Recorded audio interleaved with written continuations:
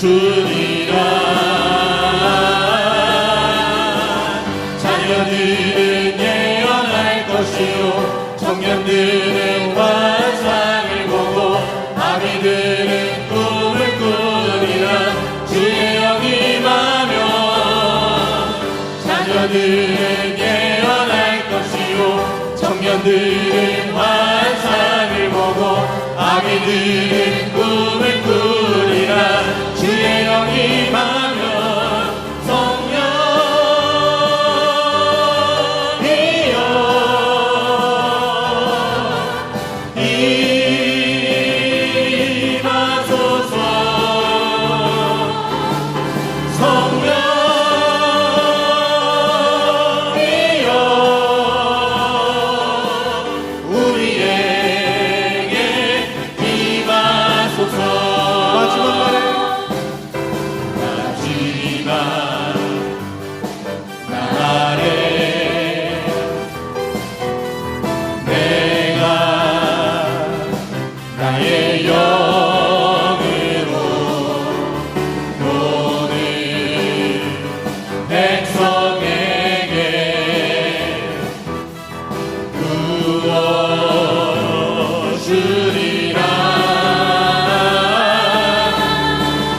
자녀들은 예언할 것이요 청년들은 환상을 보고 아비들은 꿈을 꾸리라. 주의 영이 임하면 자녀들은 예언할 것이요 청년들은 환상을 보고 아비들은 꿈을 꾸리라. 주의 영이 임하면 성령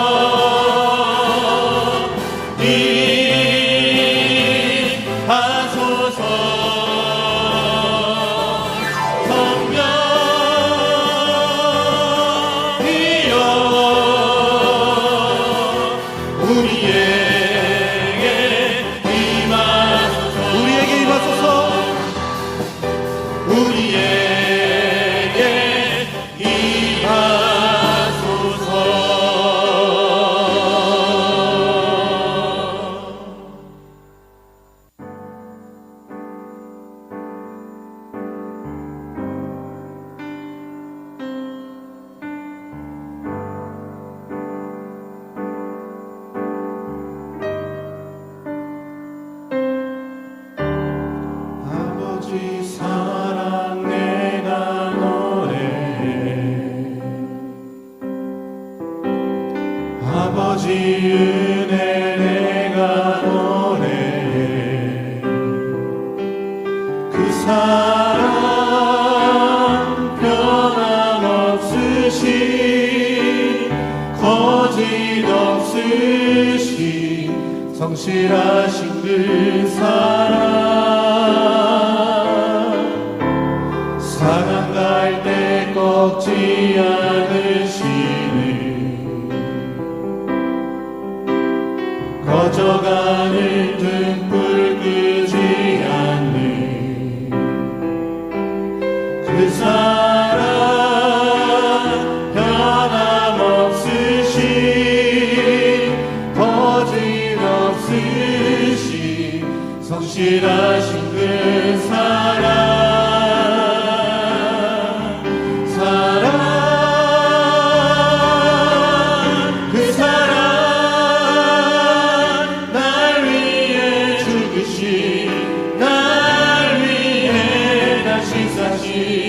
예수 그리스도 다시 오실 그 사랑 죽음도 생명도 천사도 하늘의 어떤 권세도 끊을 수 없는 영원한 그 사랑 예수. 아버지 사랑 내가 노래해. 아버지 사랑 내가 노래해. 아버지 은혜 내가 노래해. 그 사랑 변함없으신 거짓없으신 성실하신 그 사랑 사랑갈 때 걷지 않으시는 꺼져가는 등불 끄지 않는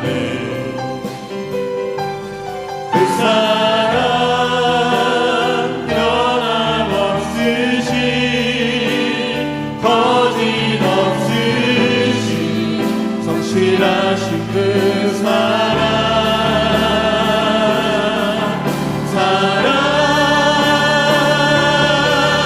그 사랑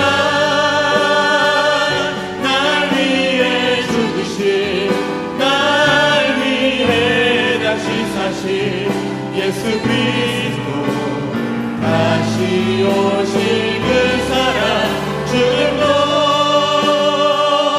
생명도 천사도 하늘의 어떤 권세도 끊을 수 없는 영원한 그 사랑 예수. 그 사랑 그 사랑 날 위해 죽으신 날 위해 다시 사신 예수 그리스도 다시 오실 그 사랑 죽음도 생명도 천사도 하늘의 어떤 권세도 끊을 수 없는 영원한 그 사랑 예수.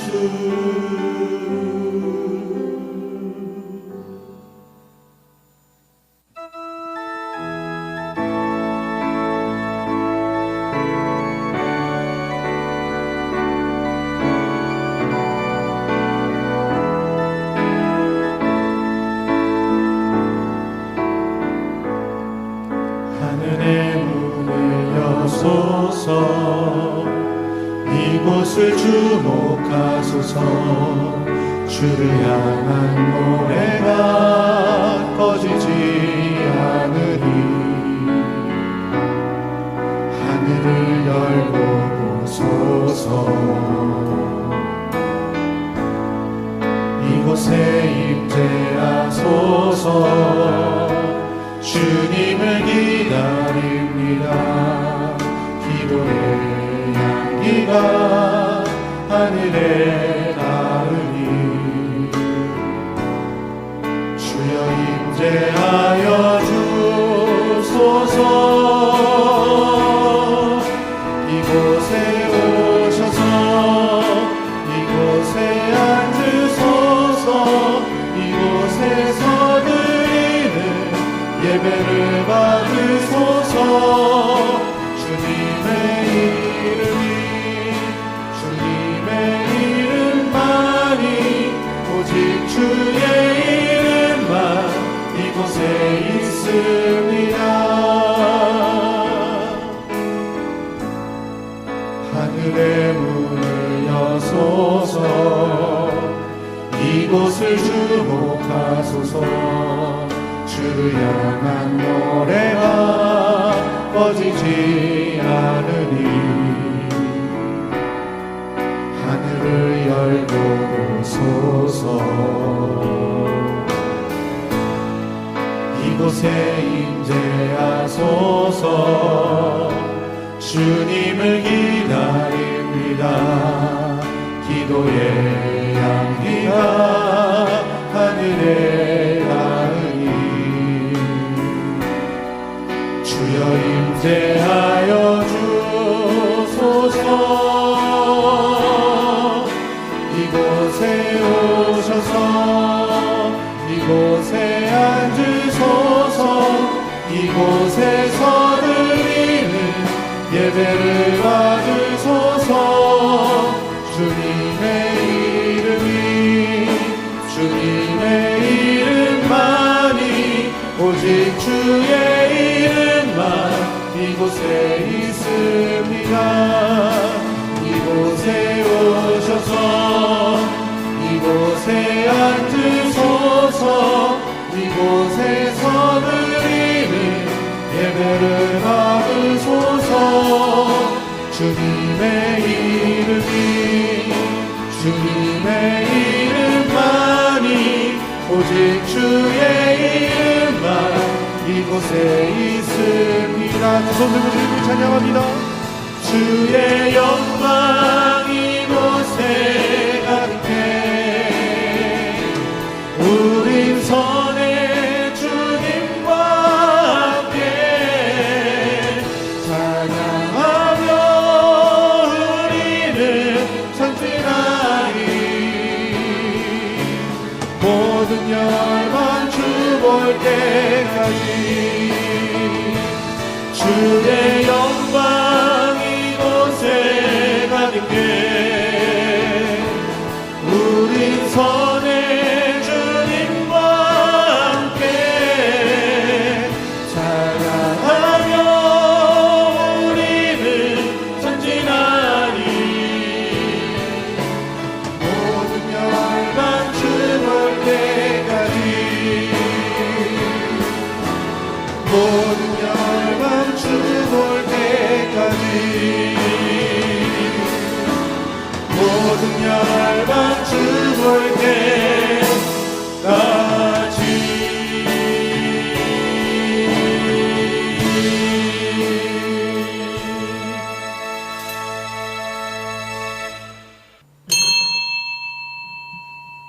하나님은 영이시니 예배하는 자가 영과 진리로 예배할지니라. 아멘.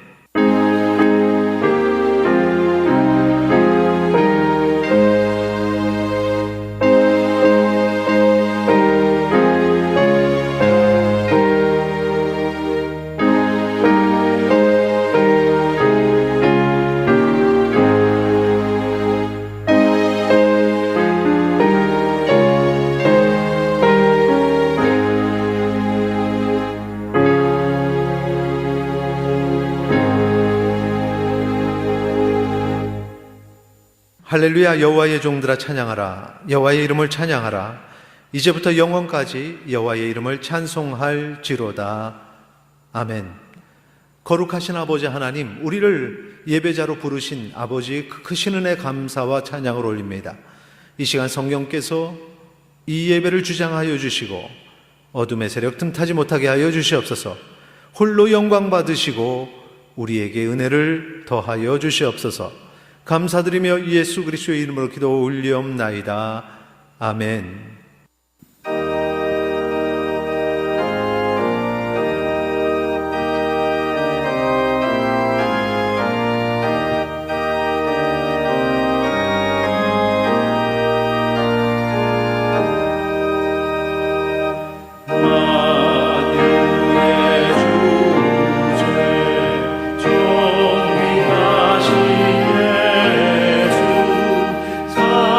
사랑이 되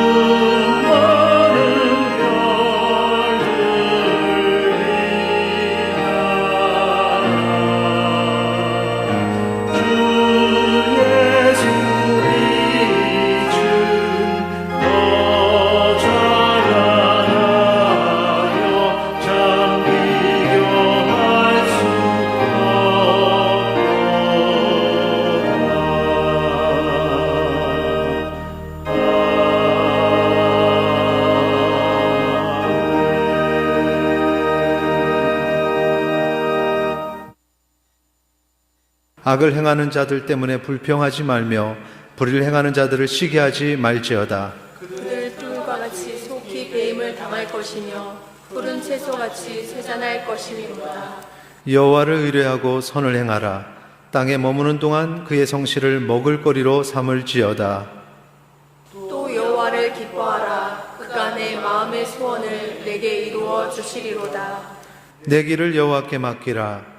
그를 의지하면 그가 이루시고 내 의를 빛같이 나타내시며 내 공의를 정오의 빛같이 하시리로다. 여호와 앞에 잠잠하고 참고 기다리라. 자기 길이 형통하며 악한 꾀를 이루는 자 때문에 불평하지 말지어다. 분을 그치고 노를 버리며 불평하지 말라. 오히려 악을 만들 뿐이라. 아멘. 전능하사 천지를 만드신 하나님 아버지를 내가 믿사오며 그 외아들 우리 주 예수 그리스도를 믿사오니 이는 성령으로 잉태하사 동정녀 마리아에게 나시고 본디오 빌라도에게 고난을 받으사 십자가에 못 박혀 죽으시고 장사한 지 사흘 만에 죽은 자 가운데서 다시 살아나시며 하늘에 오르사 전능하신 하나님 우편에 앉아 계시다가 저리로서 산자와 죽은 자를 심판하러 오시리라. 성령을 믿사오며 거룩한 공예와 성도가 서로 교통하는 것과 죄를 사하여 주시는 것과 몸이 다시 사는 것과 영원히 사는 것을 믿사옵나이다. 아멘.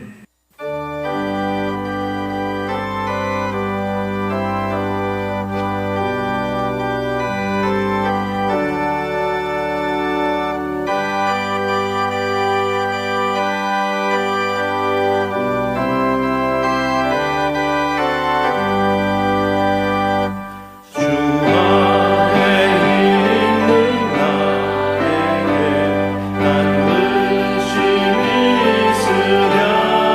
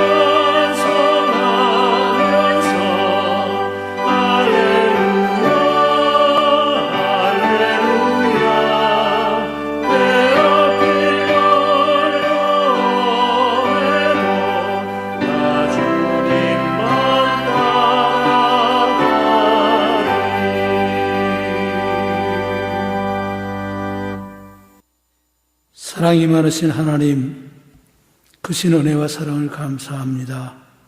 지난 한 주간도 보호하시고 평안을 허락하신 것을 감사드립니다. 주의 날을 허락하시고 주의 앞에 예배하며 경배하게 하신 감사드립니다. 상한 심령을 기뻐하시는 하나님, 저희 예배를 받아주시고 저희의 허물을 사하여 주옵소서. 교회를 사랑하신 하나님, 이제까지 지키시고 보호하심을 감사합니다. 말씀 듣게 하시고 서로 사랑하게 하시고 교회가 하나 되게 하여 주옵소서. 주일학교가 여름성경학교를 진행 중에 있사오니 주님 함께하여 주시고 이 모임을 통해 하나님을 잘 배우게 하시고 말씀 가운데 성장하여 하나님 기뻐하시는 모습 보이게 하옵소서. 수고하는 교사와 봉사하는 이들에게 은혜를 더하셔서 잘 감당하게 하여 주옵소서. 오늘도 주의 앞에 경배하며 간구하는 성도들의 기도를 들어 주옵소서.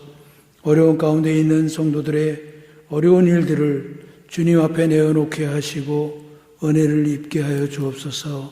특별히 질병 중에 있는 성도들을 기억하여 주시고 나음을 입게 하여 주옵소서. 하나님을 떠나 다투기만 하는 이 민족을 불쌍히 여기시고 사랑할 줄 아는 민족 되게 하옵소서. 이 땅의 모든 백성이 바이러스 문제로 건강에 대하여 나라 경제에 대하여 모두가 두려워하며 걱정하고 교회도 하나님 전에 모여 예배하는 것을 부분적으로 예배하는 어려움 속에 있습니다.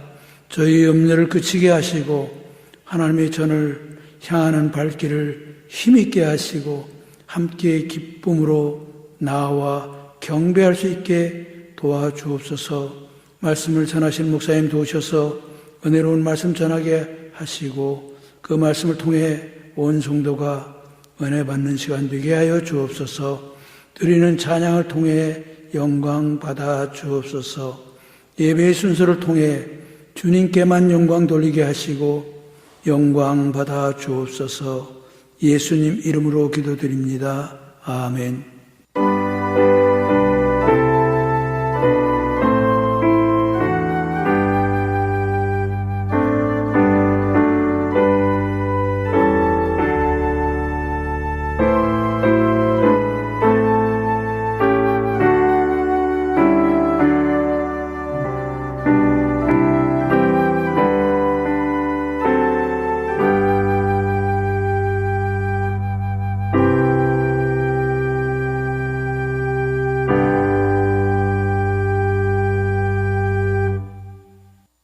성경 봉독하시겠습니다. 창세기 5장 29절, 구약성경 6페이지 전에 있습니다. 제가 봉독하겠습니다.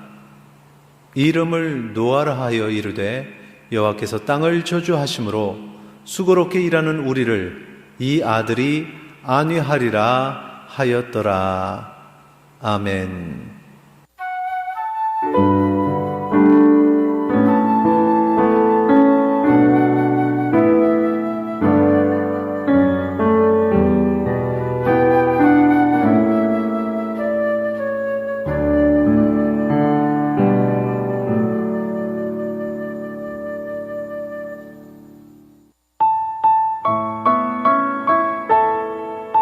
교구별, 부서별로 주일 예배를 분산하여 진행합니다. 주일학교와 중고등부 학생들도 작년 예배에 참석합니다. 점심 식사는 제공되지 않습니다. 주일 저녁 예배가 믿음관 2층 본당에서 진행되고 있습니다. 본 예배는 실시간으로 tv.은석.org에서 중계됩니다. 교육부 여름성경학교 및 수련회가 진행 중에 있습니다. 각 구역과 전도에서는 기도와 물질로 협력해 주시기 바랍니다. 코로나19 사태 안정을 위한 매일 기도 운동에 동참해 주시기 바랍니다. 한 주간도 승리하시기 바랍니다. 샬롬.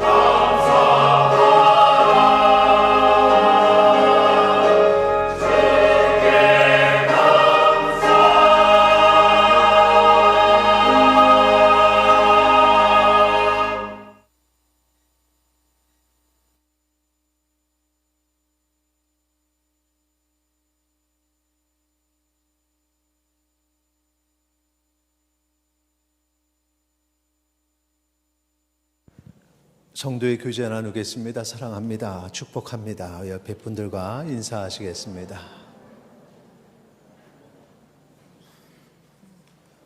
찬양대 한동안 우리 찬양 함께 하지 못했는데 이렇게 또 찬양대 찬양 하나님께 영광 올릴 때 함께 할 수 있어서 너무 좋고요. 어제 우리 뒤에 영상 보시는 분들은 좀 부분밖에 못 보니까 한번 확대를 해서 좀 볼까요? 예, 우리 청년이여 원하라 이렇게 해서 이 원은 하나가 됨, 또 want, 예, 원하다 하는 그 두 가지 의미를 담고 있다래요. 어제 연합 집회해서 현장에서 한 60여 명, 그리고 온라인으로는 제가 이렇게 한번 보니까 한 초기에 한 40대에서 50대까지, 그리고 최고 제가 본 건 한 58명 정도 참여해서 50명, 60명, 110명 정도가 계속 참여를 했고, 그리고 유튜브 보니까 들어와서 이게 이제 제가 말씀드린 인원은 상시 인원이고, 앞부분만 참석하고 간다거나 뒷부분만 참석하고 간다거나, 아니면은 이게 뭐지 하고 궁금해서 잠깐 들어왔던 분들, 그분들을 다 포함한 그 인원이 나와 있어요. 그게 보니까 그 온라인으로 그 모든 분들이 639명이 한마디로 들렸다 간 겁니다. 이걸 보면서 제가 물론 앞부분 뒷부분 좀 길게 계신 분도 계시겠지만 짧게 계신 분들, 심지어는 크리스찬이 아닌 분들도 아마 드리지 않았을까라는 생각을 하면서, 우리가 오프라인 상으로 집회할 때는 사실은 지나가다가 이거 뭐 하지? 하고 궁금해서 들어보다 보기 쉽지 않거든요. 근데 온라인이니까 부담 없이 한번 또 이렇게 쓱 들어와서 보고 이렇게 가는구나. 그런 인원까지 포함해서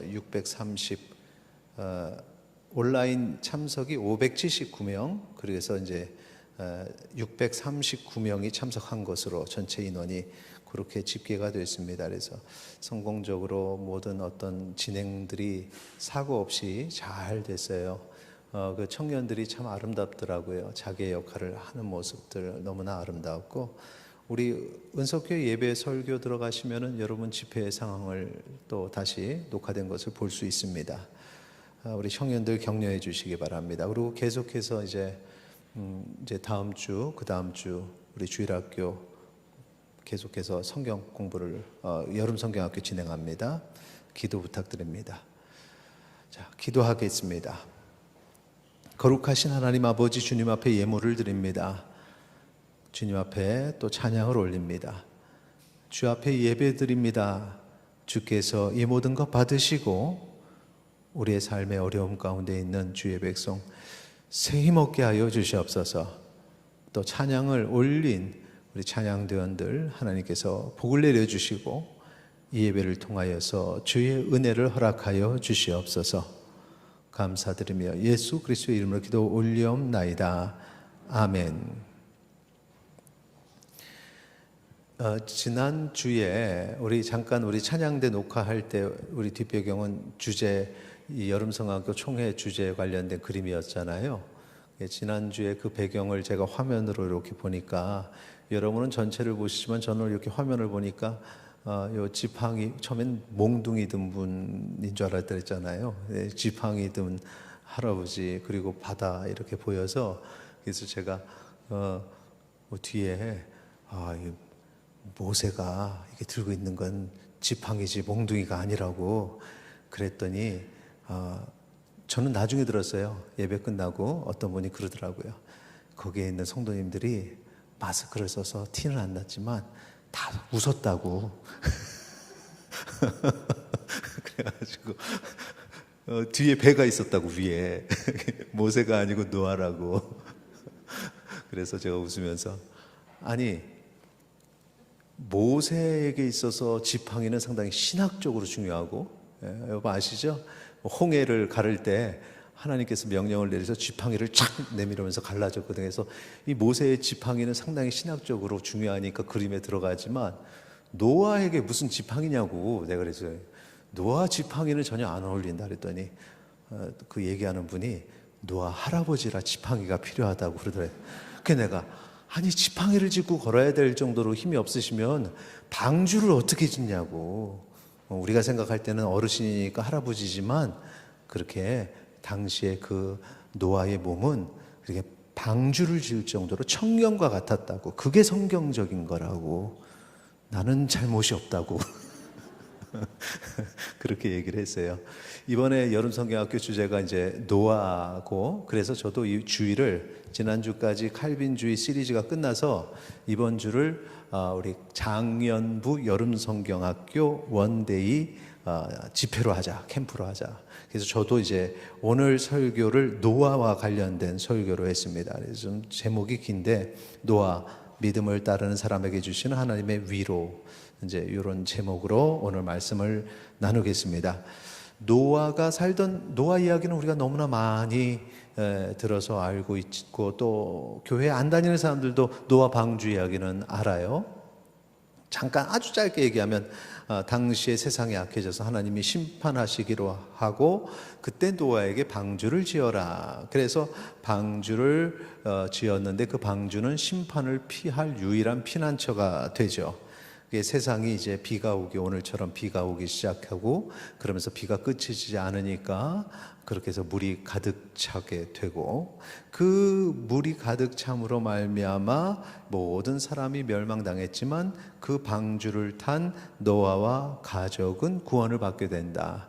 이제 더불어서 하나님께서 노아와 가족들을 위해서 그 짐승들, 동물들도 이제 소수 타게 하셨죠. 구별해서 타게 하셨습니다. 이것이 이제 대략적인 노아의 이야기입니다. 오늘 우리는 그보다 좀 더 깊은 이야기를 하려고 하는데, 그 방주의 진정한 의미, 그것을 좀 알려고 해요. 그것을 알려면 먼저 노아의 출생서부터 이제 쭉 좀 훑어야 됩니다.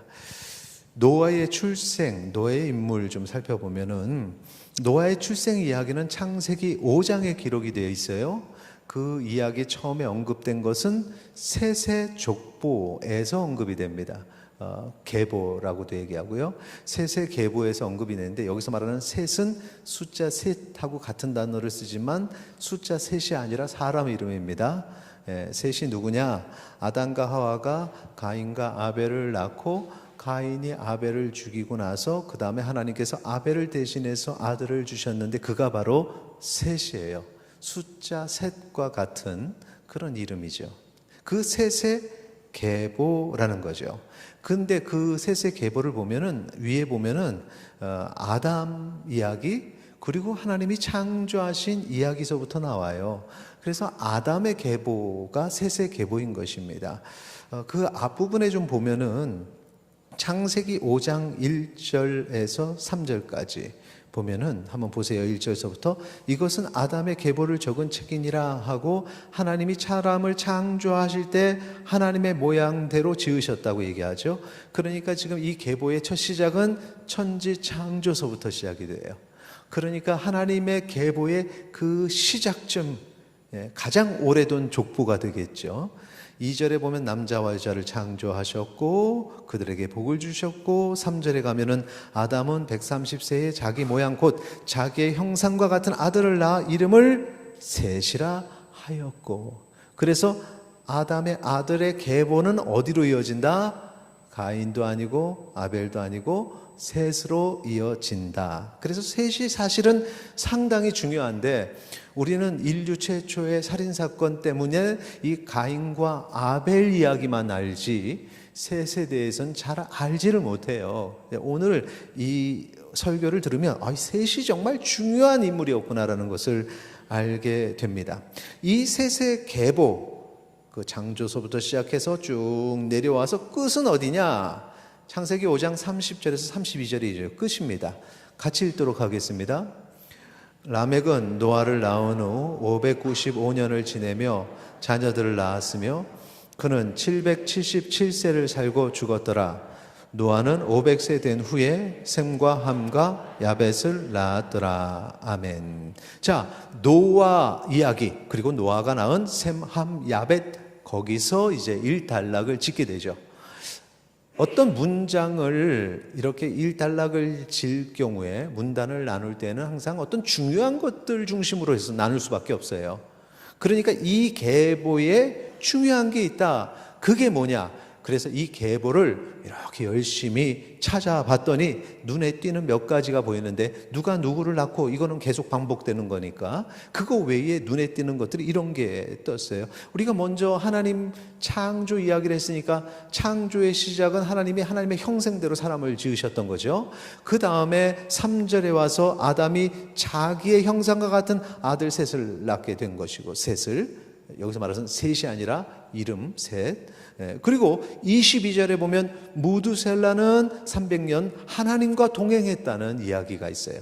24절에 보니까 에녹이 하나님과 동행했다는 이야기가 있어요. 이 계보를 보니까 아주 선하다는 거죠. 하나님의 뜻 안에 하나님의 사람들이 모인 것 같고, 하나님 그 모든 것들을 보니까 이건 선한 역사구나 라는 것을 느낄 수가 있어요. 근데 지금 우리가 지금 이거 읽다 보니까 라멕이 노아를 낳았다 했으니까 노아의 아버지의 이름은 무엇이다? 라멕이다. 근데 이제 제가 일부러 지금 질문한 이유가 있습니다. 나중에 또 다른 라멕이 나와요. 지금 여기에 노아의 아버지 라멕은 셋의 후손 라멕이다. 그리고 이 라멕을 저는 착한 라멕이라고 부를 거예요. 이 족보 자체가 착하다는 거죠. 그런데 이상하다. 노아의 시대는 죄가 가득해서 하나님이 심판하신 시대잖아요. 근데 지금 여기 계보는 다 선한 사람들이에요. 그러면 이것은 극히 일부분이었다는 거죠. 당시의 분위기를 이끄는 계보가 있다. 그 계보가 뭘까? 그 계보가 가인의 계보예요. 창세기 4장 16절 보세요. 같이 읽겠습니다. 가인이 여호와 앞을 떠나 에덴 동산 놋 땅에 거주하더니. 가인의 계보라 그러면 가인의 계보는 이제 여기서 16절에서 시작이 됩니다. 그래서 17절서부터 아내와 동침해서 에녹을 낳고, 그 다음 17절에 보니까 가인이 성을 쌓아서 아들의 이름을 성의 이름으로 하고, 18절에 에녹이 이랏을 낳고, 이랏은 무후야엘을 낳고, 무후야엘은 무드사엘을 낳고. 자, 이름이 어려우니까 일단은, 근데 그 뒤에 보니까 라멕을 낳았더라.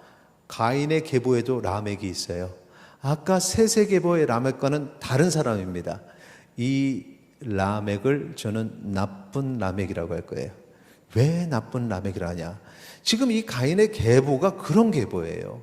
이미 앞에서 하나님께서 아담과 하와를 죄를 지었는데 그들을 죽이지 않으시고 기회를 주시잖아요.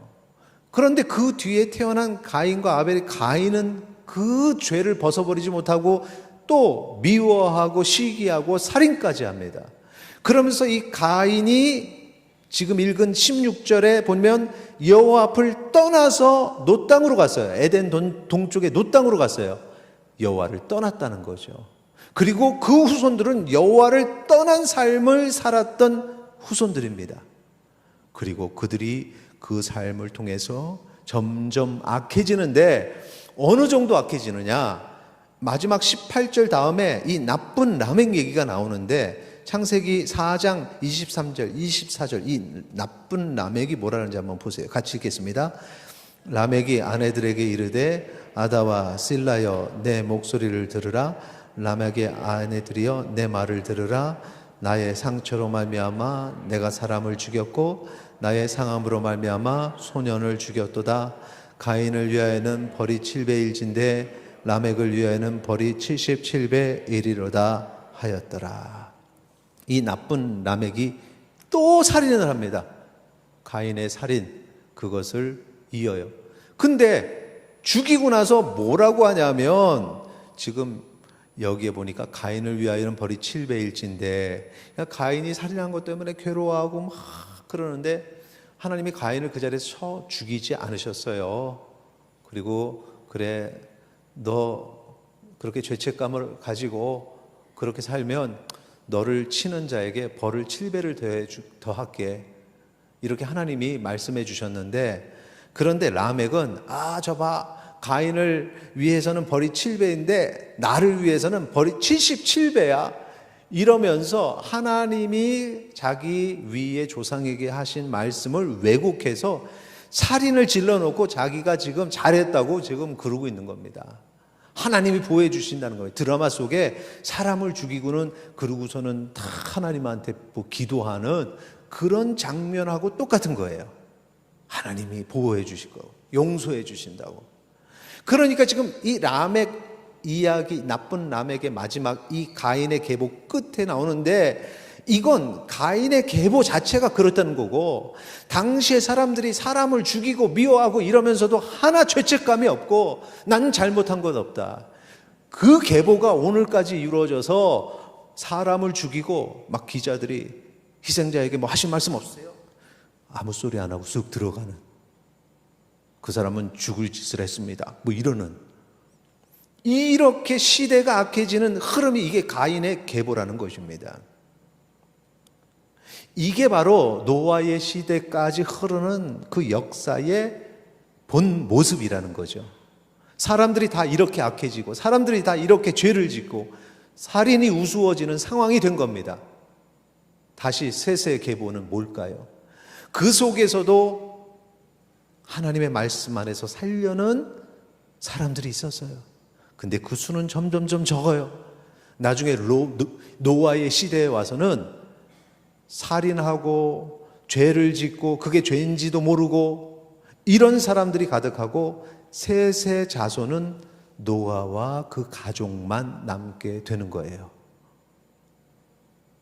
지금 창세기 4장 23절 24절 이 라멕, 나쁜 라멕이 말한 게 지금 여러분 보세요. 한국말로도 약간 느낄 수 있는데, 아다와 실라여 내 목소리를 들으라. 라멕의 아내들이여 내 말을 들으라. 나의 상처로 말미암아 내가 사람을 죽였고 나의 상함으로 말미암아 소년을 죽였도다. 가인을 위하여는 벌이 7배일진데 라멕을 위하여는 벌이 77배이르로다. 뭔가 이렇게 싹 운율이 맞죠? 이게 노래 부른 겁니다. 원어로 보면은 노래를 부른 거예요. 기가 막히죠? 사람 죽여놓고 하나님이 나를 보호하실 거다고 노래를 하는 이런 악한 시대에, 그래서 하나님이 이건 도저히 못 봐주겠다, 내가 심판하겠다. 그래서 노아의 그 시대의 물 심판이 일어나는 겁니다. 창세기 6장 13절 같이 읽겠습니다. 하나님이 노아에게 이르시되 모든 혈육 있는 자의 포악함이 땅에 가득함으로 그 끝날이 내 앞에 이르렀으니 내가 그들을 땅과 함께 멸하리라. 7절을 보면 좀 더 구체적으로 나와 있는데, 이르시되 내가 창조한 사람을 내가 지면에서 쓸어버리되 사람으로부터 가축과 기는 것과 공중의 새까지 그리하리니 이는 내가 그것들을 지었음을 한탄함이니라 하시니라. 사람도 멸하시고, 이미 창조 얘기할 때 말씀을 드렸습니다. 하나님께서 6일간의 창조를 통해서 주인공은 하나님이 사람을 주인공으로 세워주시고 그 나머지 세상은 사람을 위해서 만드신 거라 그랬어요. 그런데 내가 그 사람들이 타락했으니 사람들 다 쓸어버리고 그들을 위해서 존재하는 가축, 기는 것, 공중의 새까지 내가 다 없애버리겠다, 멸할 것이다. 왜냐하면 가축과 공중의 새 이런 것들이 존재할 이유가 없어요. 사람을 위해서 존재하는 건데 사람이 타락했으니 사람을 심판하면서 이것들도 둘 이유가 없는 겁니다. 하나님이 창조하실 때 보시기에 좋았더라 했던 이 세상이 한탄하시는 대상이 되었던 거예요. 타락의 과정, 그 타락의 과정이 이미 가인의 계보에 나타나 있고, 그것을 좀 더 구체적으로 소개한 것이 창세기 6장에서 소개를 하고 있습니다. 6장을 보겠습니다. 창세기 6장 1절 2절 우리 같이 읽도록 하겠습니다. 사람이 땅 위에 번성하기 시작할 때 그들에게서 딸들이 나니 하나님의 아들들이 사람의 딸들의 아름다움을 보고 자기들이 좋아하는 모든 여자를 아내로 삼는지라. 이제 그리고선 그 뒤에 뭐 용사 네피림 얘기도 나오고 쭉 나오는데, 사실 이게 창세기 6장 해석하기 쉽지 않은 쪽입니다. 그런데 이 내용을 이것만 가지고 해석하려고 그러면은 상당히 혼돈되지만, 좀 크게 성경을 해석하는 방법은 성경 전체의 의미를 알고 그 다음에 점점 좁게 가야 되는 거죠. 그래서 이 창세기 6장을 해석하기 위해서는 5장, 4장, 그 뒤에 것, 그리고 창세기 전체, 그리고 성경 전체를 기반으로 해서 해석을 해야 돼요. 그런 측면에 있어서 이제 이 6장을 해석하는 여러 의미가 있지만 옳은 해석은 뭐냐면 사람의 딸들은 불경건한 자들을 말하는 것이고 하나님의 아들들은 경건한 자들을 말하는 것이라고 보는 게 맞아요. 그러면 이 하나님의 아들들이 사람의 딸들의 아름다움 보면서 아내로 삼게 되는 이걸 뭐냐? 앞에서 얘기했죠. 여기서 이제 경건한 자들은 셋의 계보에 있는 자들인데 이 하나님의 사실은 우리가 보면은 가인의 계보에 있는 사람들도 아담의 후손이거든요. 그런데 그들이 하나님으로부터 멀어지고 점점점 세속화되고 악해지는 그것을 바로 여기서 그렇게 표현한 거예요. 사람의 딸들과 하나님의 아들들이 함께하는 것. 그러면서 하나님을 떠나는 자들이 자꾸 많아지는 거죠. 세속에 물들어 가는 거죠. 창세기 6장 3절 보면은 여호와께서 이르시되 나의 영이 영원히 사람과 함께 하지 아니하리니 이미 저 사람들의 타락으로 인해서 하나님께서 마음을 돌이키셨어요. 이는 그들이 육신이 됨이라. 하나님의 아들들이 사람의 딸들을 보고 그렇게 해서 육신이 됐다라는 표현, 육신이 된다는 표현이 참 어울리죠. 하나님의 아들, 하나님 영적이시잖아요. 사람 육적이잖아요. 이 영적인 존재, 영적인 삶을 살아야 될 그런 하나님의 백성들이 점점점 사람 육신이 된 거죠. 악해진 거죠. 하나님을 불순종하게 된 겁니다. 그런데 그들의 날은 120년이 되리라 하나님이 지켜보시는 거예요. 그런데 그 점점 그들의 죄는, 그들의 악은 자꾸 더 확장이 되고 세상에 결국은 가득하게 됐다. 그런데도 불구하고 그 사람들, 세상은 뭐라 그러냐? 저 사람 멋있어, 대단해. 앞에 나쁜 남에게 말한 거하고 아주 동일한 말을 합니다. 창세기 6장 4절에 같이 읽겠습니다. 당시에는 땅에는 네피림이 있었고 그 후에도 하나님의 아들들이 사람의 딸들에게 들어와 자식을 낳았으니 그들은 용사라 고대의 명성이 있는 사람들이었더라. 보세요. 지금 앞부분에 하나님의 아들들이, 거룩한 자들이 점점 육신의 사람의 딸들에게 들어오고 점점 육신, 그들의 죄악, 그들의 어두움의 삶을 살아가는데 도리어 그들은 세상에서 용사고 고대의 명성이 있는 자로 세상 속에서는 인정을 받기 시작했다는 거죠. 람에게 모습하고 똑같은 거죠. 자화자찬. 하나님은 마음을 거두시는데 자기들은 신이 났어요. 이렇게 사는 것이 옳다고 말합니다. 그런 자들이, 악한 자들이 칭송을 받습니다. 존경받습니다. 반대로 하나님과 동행하는 사람 숫자는 적어요. 세상에서 비웃음 받습니다. 손가락질을 당합니다. 그렇게 세상이 악함으로 가득하게 됐을 때 하나님이 창조하신 것을 한탄하셨던 거죠. 그리고 심판을 결심하십니다. 하나님은 심판 가운데서 단 한 사람 노아와 그의 가족 구원하시기로 하는 거예요. 왜? 그들만이 셋의 후손이었던 거죠. 다 가인의 후손이었던 거예요. 다 육신의 사람들입니다. 이들만 하나님의 백성이었던 겁니다. 그가 바로 노아였던 거죠. 그런데 하나님이 노아에게 방주를 만들라고 명령하십니다. 하나님께서 방주를 만들라고 명령하시는 이유는 뭘까? 그냥 쉽게 얘기하면 물로 심판하시니까 그 물 가운데 살아남을 것은 배죠. 그래서 방주를 만들라고 했는데, 그런데 이 노아의 방주를 영화로 만들면 뭔가 좀 다이나믹하고 좀 드라마틱한 그런 이야기가 있어야 되잖아요. 산에다가 이제 노아가 방주를 만들 때 사람들이 막 비웃고 다 만든 다음에 노아가 사람들에게 이제 하나님이 심판하시니까 이 배를 타라. 그런데도 안 탄다는 거예요. 이 방주가 마지막 심판의 구원의 배인데 안 탄다는 거예요. 그래서 노아가 이제 비가 오기 시작하니까 가족들을 데리고 방주를 딱 타고 문이 닫히니, 그리고 비가 오니까 그때 세상 사람들이 막 와서 문을 열어달라고 하지만 그러나 그 문은 열리지 않았다. 제가 어떤 영화에서 본 것 같아요. 그런데 이 스토리는 알미니안주의적인 스토리입니다. 우리가 이전 같으면 이 얘기를 못했지만 칼빈주의를 했기 때문에 뭐냐 하면 하나님께서 구원의 배를 만들게 하시고 그거를 열어서 저 세상 사람들에게 오라고 하시고 그 구원의 문은 모두에게 열렸는데 거기서 어떤 사람은 배를 타는 선택을 하고 어떤 사람은 배를 타는 선택을 하지 않는다. 배를 타는 선택을 한 노아와 그의 가족들만 구원을 받는다. 요게 알미니안적인 거예요. 그래서 우리가 영화를 본 기억이 있으니까 정말 노아가 사람들에게 배를 타라고 권하지 않았는가? 심판이 온다고 선지자처럼 외치지 않았는가? 한번 성경을 막 찾아봤더니 없어요. 없습니다. 노아는 마지막 심판을 그들에게 선포하고 회개하라고 외치지 않았고 노아의 방주의 문은 그들에게 열려 있지 않았습니다. 성경은 도리어 뭐라고 얘기하냐면 하나님의 뜻은 그들이 방주에 타야 된다, 회개하고 돌아와야 된다가 아니라 내가 그들을 심판하겠다는 그 내용밖에 없습니다. 창세기 6장 7절에 보십시오. 이르시되 내가 창조한 사람을 내가 지면에서 쓸어버리되 라고 얘기하죠. 모든 것을. 창세기 6장 13절의 뒷부분에 보면은 내가 그들을 땅과 함께 멸하리라. 17절에 보면 모든 육체를 천하에서 멸절하리니 땅에 있는 것들이 다 죽으리라.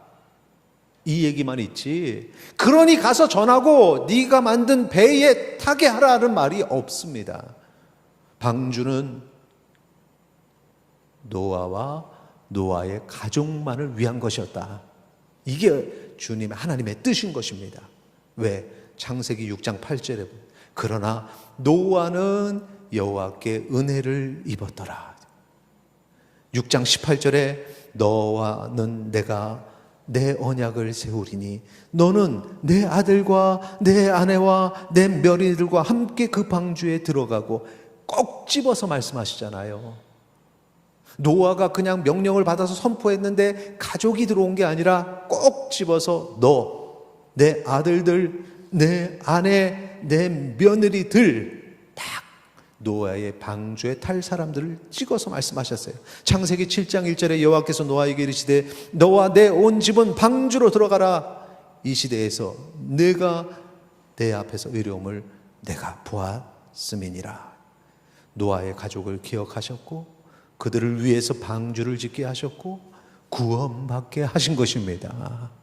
노아의 방주는 노아 그의 가족만을 위한 것입니다. 이것이 개혁주의적인 해석이에요. 우리는 노아를 생각하면서 하나님의 그 마음이 느껴져요. 정말 그 힘들고 어려운 죄악이 가득한 땅에서 믿음 생활을 하려고 하나님 바라보는 그 신앙 지키려고 말씀대로 하려고 몸부림치는 노아를 향한 하나님의 사랑이 얼마나 큰가. 제가 말씀드린 이 내용의 결정적 증거가 바로 노아의 이름에 있습니다. 노아의 이름. 창세기 5장 29절에 보면 이제 아버지 라멕이 노아를 낳고서는 한 얘기가 있어요. 이렇게 말합니다. 같이 읽겠습니다. 이름을 노아라 하여 이르되 여호와께서 땅을 저주하심으로 수고롭게 일하는 우리를 이 아들이 안위하리라 하였더라. 아멘. 이 노아라는 이름이 이게 누아흐. 근데 뜻이 뭐냐면은 안위, 휴식하다, 쉬다, 쉼 이런 의미가 있습니다. 안식 이런 의미가 있어요. 근데 그 의미를 왜 붙였냐 하면 여호와께서 땅을 저주하셨다. 그러니까 땅에 죄악이 가득하고 그래서 이 땅이 이제 하나님의 저주와 심판 아래 있는데 그런데 그 속에서도 믿음을 지키려고 사는 그 셋의 후손들 온전한 주의 백성들의 그 수고롭게 일하는 우리를 이게 이제 우리들이 그 셋의 가문 믿음을 지킨 사람들을 얘기하는 거예요. 우리를 이 아들이 안위하리라. 노아를 통해서 하나님께서 하나님의 택한 자를 부르시고 위로하시고 평강을 주실 것이다. 이게 노아의 이름이. 이 이름을 딱 보니까 노아의 방주는 정말 노아와 노아의 가족들, 바로 믿음을 지킨 셋의 후손들에게 주어진 것이었구나. 가인의 후손에게 주어진 것이 아니었구나 라는 사실을 알 수 있는 것입니다. 그래서 노아는 바로 자신과 자신의 가족을 위해서 하나님께서 예비하시는 그 쉼의 터전 노아의 방주를 지었던 거예요. 히브리서 11장 7절에 보면은 저자는 방주를 짓는 노아의 삶을 보이지 않는 일에 대한 믿음이라고 표현했는데, 같이 읽겠습니다. 11장 7절. 믿음으로 노아는 아직 보이지 않는 일에 경고하심을 받아 경외함으로 방주를 준비하여 그 집을 구원하였으니 이로 말미암아 세상을 정죄하고 믿음을 따르는 의의 상속자가 되었느니라. 아멘. 세상을 정죄하고 믿음을 따르는 의의 상속자. 이 땅에 세상이 가득하고 이 땅의 모든 주류가 가는 그 죄악의 길을 가는 것이 아니라 그것은 잘못된 것이야. 그렇게 정죄하고 믿음을 따르는 소수의 사람들, 쉼을 그들이 얻었다는 거죠. 그리고 하나님께서는 창조 때에도 아담과 하와를 위해서 그 6일간의 창조를 통해서 세상을 만들고 짐승들, 동물들도 만들어서 그렇게 붙여주셨던 것처럼 노아와 가족들을 위해서 짐승들을 또 일부 선택해서 방주에 타게 하셨어요. 여기서 잠깐 곁길로 좀 가려고 하는데 요것 주제만 가지고 설교를 할 수 없기 때문에 말씀드립니다. 그렇게 해서 우리의 이 땅의 식물, 동물 모든 것들은 하나님이 사람을 위해서 만드신 거예요. 그래서 그것들이 우리에게는 위로가 되고 쉼이 되고 큰 도움이 되죠. 유용하게 그렇게 사용되는 도구, 하나님께서 그것들을 우리에게 주셨어요. 그래서 요즘에 여러분 애완견을 뭐라고 얘기하죠? 반려견. 애완견 모르니까 아까 동물 그러셨는데 그것도 맞는데 반려견. 그러니까 이제 그 인생에 있어서 어떤 특히나 노년의 외로움 속에서 또 어떤 분들은 또 의학적으로도 치매의 어떤 그런 것들이 있을 때 반려견들하고 같이 생활하면 그것이 의학적으로 도움이 된다 그래요. 그리고 우리 정신적으로도 뭔가 쓸쓸할 때 그런 어떤 반려견들이 큰 도움이 되죠. 이게 이제 성경적인 겁니다. 하나님께서 그렇게 반려견들을 우리를 위해서 그렇게 주신 여러 짐승과 동물과 식물과 그 여러 가지 중에 하나로 주셨어요. 마찬가지로 여러 가지 또 가축으로서 고기로서 그렇게 또 식물로서 주어지는 것도 다 우리를 위해서 주신 것이에요. 그러니까 그 모든 것들이 다 우리를 위한 것입니다. 저도 동물을 사랑하고 짐승을 사랑하고, 그런데 그런 얘기들이 이제 가끔 지나가다가 그런 얘기들이 있어요. 뭐냐 하면은 동물이 생명이 있는데 그 동물에게도 영혼이 있을까 하는 거예요. 그래서 그 영혼이 구원받을까 하는 그런 얘기들. 그래서 조금 한가하신 신학자들이 그런 거를 얘기를 하면서 그러면서 천국에 동물이 있을까? 내가 반려견과 함께 사는데 반려견과 함께 천국에 갈 수 있을까? 이런 것을 이제 생각도 하는데 저는 제가 성경을 통해서 볼 때 천국에 짐승이 또 식물이 있을 것도 같아요. 왜냐하면 지금 이게 본문과 연관되기 때문에 말씀드리는데, 하나님께서 이 땅에서 창조할 때 우리를 위해서 동물과 식물을 만들어서 주셨기 때문에, 그리고 노아를 또 여기서 이렇게 택하셔서 새롭게 시작하게 하실 때는 또 동물과 식물을 주셨기 때문에, 그런 측면에서 보면 천국에서 우리가 그게 필요하면 동물과 식물을 주실 수도 있어요. 근데 안 주실 수도 있어요. 왜냐하면은 세상에서는 우리의 마음이 채워지기를 원하다 보니까 뭔가 이런 거 저런 거 필요하고, 그래서 또 야채도 먹어야 되고, 뭐 녹즙도 마셔야 되고, 또 고기도 먹어야 되고, 반려견도 필요하고, 그래서 그 체험을 위해서 하나님이 주시는데, 천국에서 우리의 그런 필요가 채워질 필요가 없다면, 너무 완벽해서 우리가 그런 것들 하나도 돌아볼 마음이 없다면, 그렇다면 하나님께서는 동물과 식물을 천국엔 두지는 않으실 거예요. 그러니까 어떻게 보면은 하나님은 늘 우리의 필요를 채우시는 분 해서 갈 것 같기도 하고, 천국이란 곳이 완벽하게 내가 너무나 하나님 안에서 행복함을 누린다면, 그렇다면은 동물과 식물은 그곳에 두지 않으실 것이다.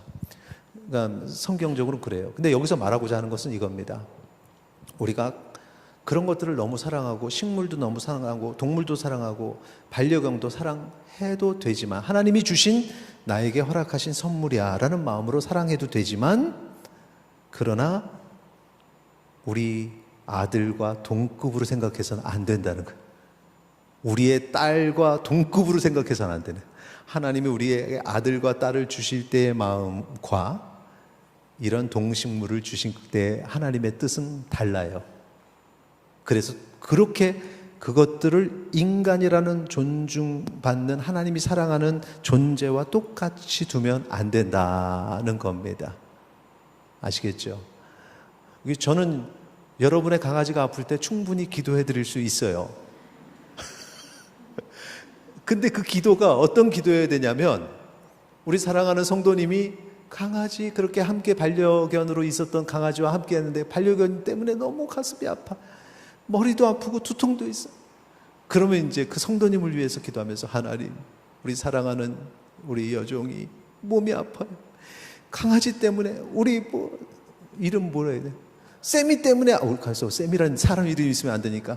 어쨌든 그 강아지 때문에 아파요.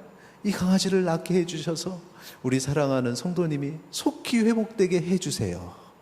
이런 기도지. 목사님, 우리 강아지가 아프니까 안수 기도해 주세요.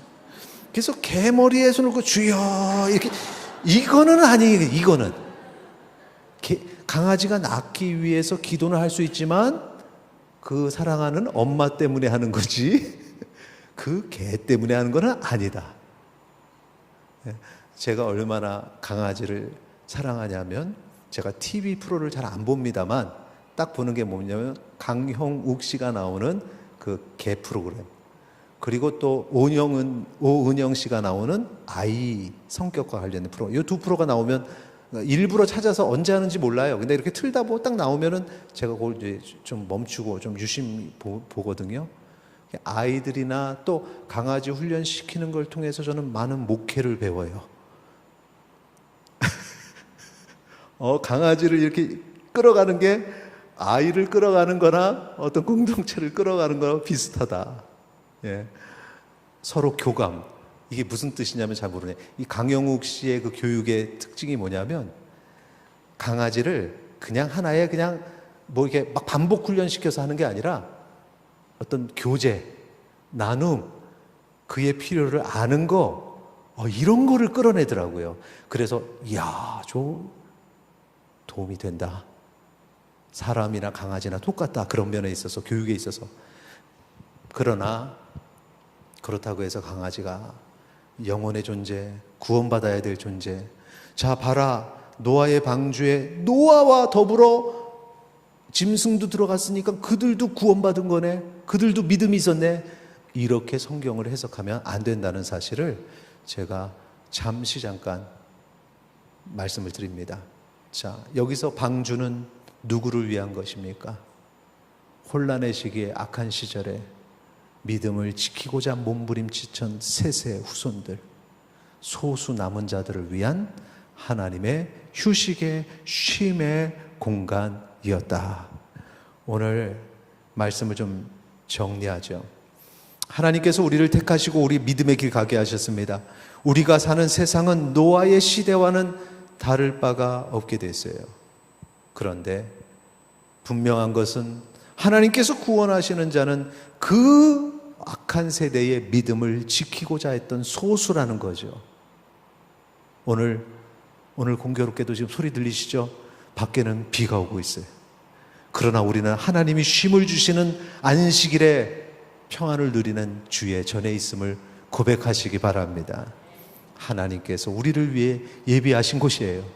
이 교회가 무엇을 나타내는가? 하나님 나라를 나타내는 것입니다.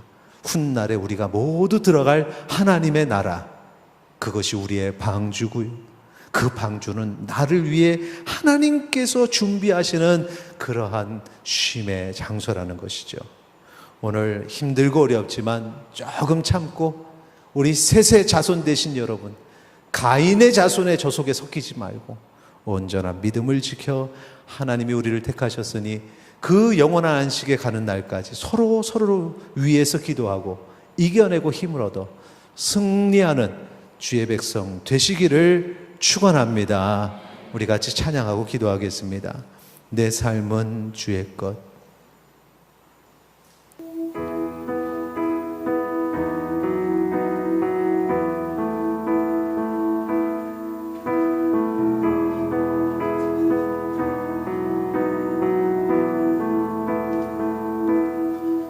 주님 내 길을 잘 아시고 내 걸음 아시네. 어둠에서 빛을 내시는 그분을 믿네.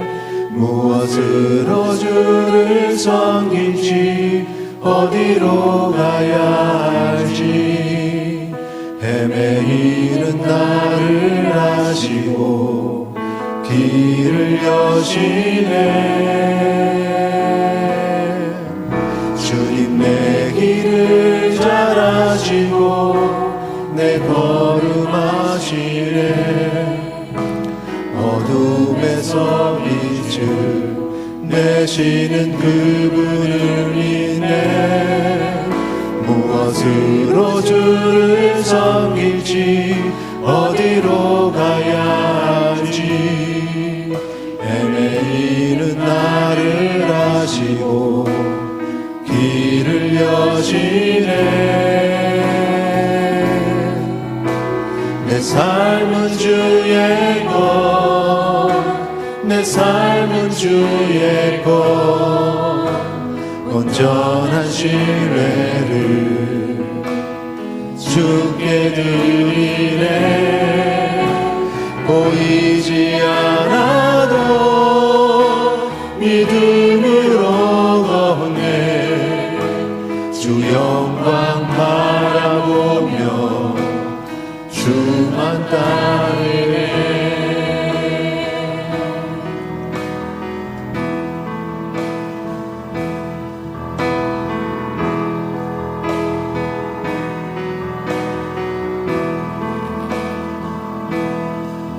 주님 내 길을 잘 아시고 내 걸음 아시네. 어둠에서 빛을 내시는 그분을 믿네.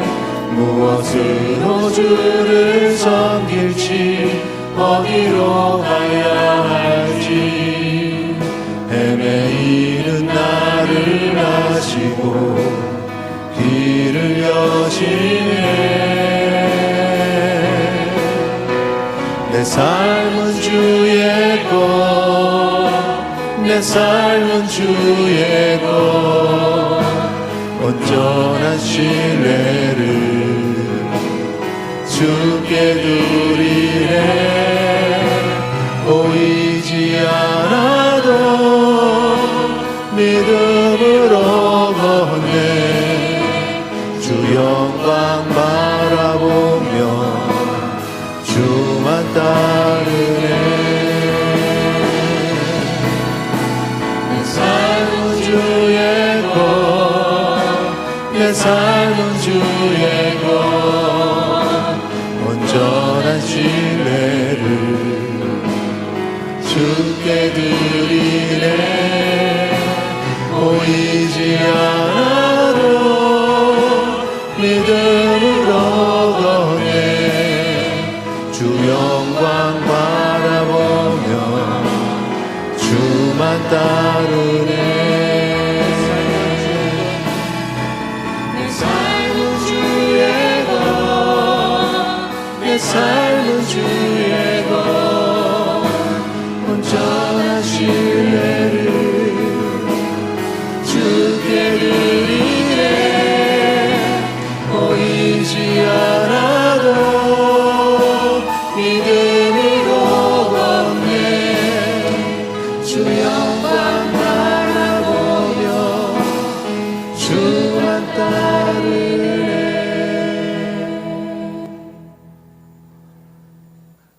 시간 함께 기도할 때에 우리의 삶을 주님 것이라고 고백할 때에 우리의 삶의 고난의 아픔을 주님께서 잘 아신다는 사실도 믿으시기 바랍니다. 힘들고 어렵지만 주님 품에서 나가지 않겠습니다. 주님 우리를 지켜주세요. 도와주세요. 새롭게 해주세요. 우리를 기억해 주세요. 이 시간 함께 기도하시겠습니다. 거룩하신 아버지 하나님, 고통 속에서 주님께서 우리를 얼마나 사랑하시는지 이 시간의 말씀을 통해서 깨닫게 하신 감사합니다. 우리를 통해서 아버지 하나님 다시 한번 그 안식의 쉼을 누리게 하심을 믿습니다. 하나님 아버지 힘들고 어려운 순간입니다. 그러나 아버지 하나님 주께서 바로 노아와 가족을 위해 예비하신 그 안식의 장소 그 방주처럼 우리 아버지 하나님께서 우리 주님의 품을 우리에게 허락하시고 이 시간 쉼을 얻게 하시고 안식을 누리게 하시니 하나님 나라 그 들어가기까지 아버지 하나님 이 고난의 삶의 연속에서 오직 주님만 바라보며 이겨내게 하여 주시옵소서. 작은 상처에 무너지지 않게 하시고 큰 상처에도 담대하게 하여 주시고 그 어려움들을 이겨내는 주의 백성 되게 하여 주시옵소서. 주님 거룩하신 아버지 하나님, 오직 주님만 바라보기를 원합니다. 오직 주 안에 거하기를 원합니다. 흔들리지 않게 하시고 주님이 우리에게 허락하신 찬튼 쉼, 바로 이 안식의 터전에 항상 거하는 주의 백성 되게 하여 주시옵소서. 이제는 우리 주 예수 그리스도의 은혜와 하나님 아버지 크신 사랑과 성령님의 교통하심이 이제 주님이 우리에게 허락하신 그 놀라운 방주의 은혜를 생각하며 이 세상에 담대히 나아가는 주의 백성 머리 위에 지금부터 영원토록 함께 있을지어다. 아멘.